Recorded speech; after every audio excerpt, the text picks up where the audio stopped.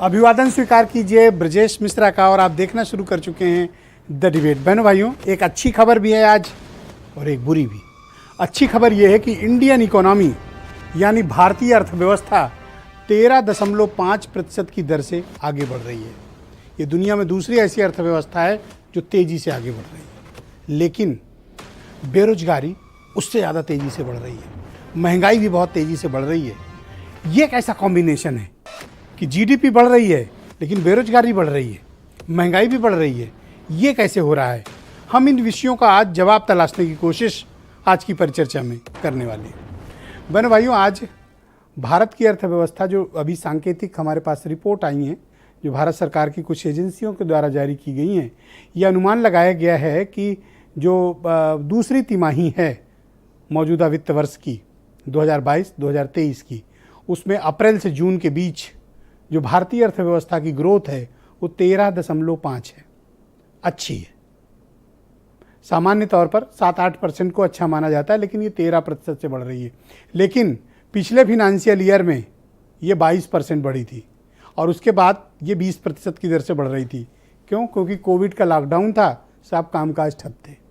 अब जब सब कुछ ओपन है तो अर्थव्यवस्था भी खुल गई है। कौन से क्षेत्र खुले हैं? Service sector, entertainment sector. लेकिन कोर सेक्टर में थोड़ी परेशानी है। मैन्युफैक्चरिंग इंडस्ट्री को बहुत लॉस हुआ है, वो सिर्फ 4.5% की दर से बढ़ रहा है।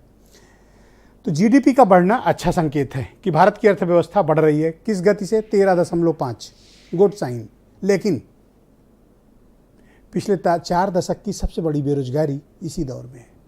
महंगाई बहुत लंबे वक्त के से सबसे महंगी इसी दौर में है। क्यों? जब जीडीपी बढ़ रही हो तो लोग बेरोजगार कैसे हो रहे हैं, और जब जीडीपी बढ़ रही है तो भी महंगाई कैसे बढ़ रही है? ये क्या कॉम्बिनेशन है? सामान्य तौर पर इस तरह के इंडिकेटर्स मिलते नहीं हैं। या तो फिर ये आंकड़ों का भ्रम है, मायाजाल है, और या फिर मार्केट में सिर्फ एक ही दो सेक्टर आगे बढ़ रहे हैं जहां जॉब क्रिएशंस कम हो रही हैं। जॉब ज़्यादा कहाँ मिलती हैं? मैन्युफैक्चरिंग में, एग्रीकल्चर सेक्टर में।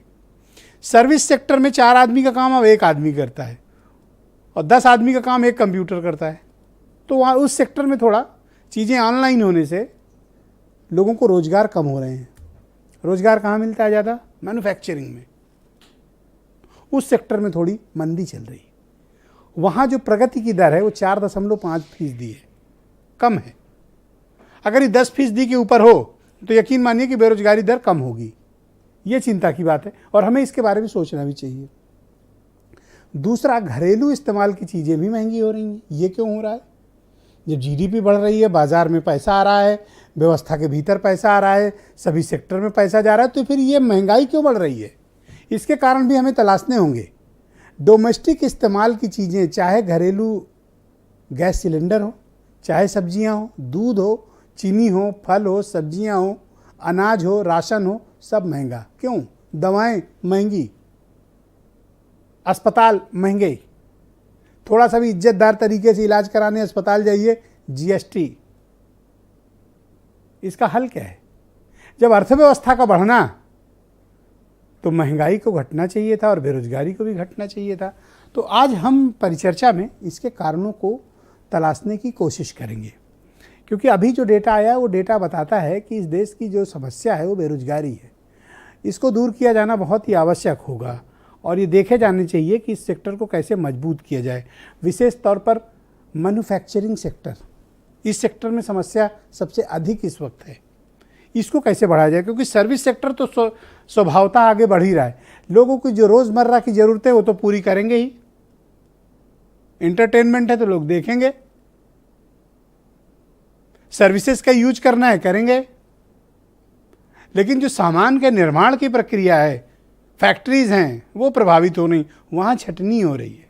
डिमांड कम है मार्केट में, यानी इसेंशियल कमोडिटी ही मार्केट में सरवाइव कर रही है। ये कहने का तात्पर्य है। तो ये क्या जो कुछ भी जारी हो रहा है उसमें इतना भ्रम क्यों फैला हुआ है? ये क्या सांख्यिकी भ्रम है? सांख्यिकी भ्रम या फिर वास्तविक सच्चाई है?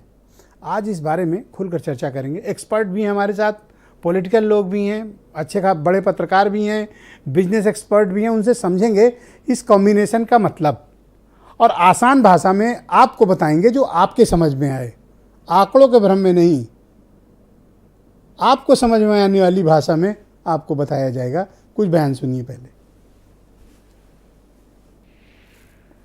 मध्य प्रदेश के अंदर इन्होंने एमएलए खरीद के सरकार बना ली, महाराष्ट्र में एमएलए खरीद के सरकार बना ली, अभी दिल्ली में भी आए थे, 20-20 करोड़ रुपए दे रहे थे हमारे एक एक एमएलए को, 800 करोड़ रुपए लेके आए थे दिल्ली में एमएलए खरीदने के लिए।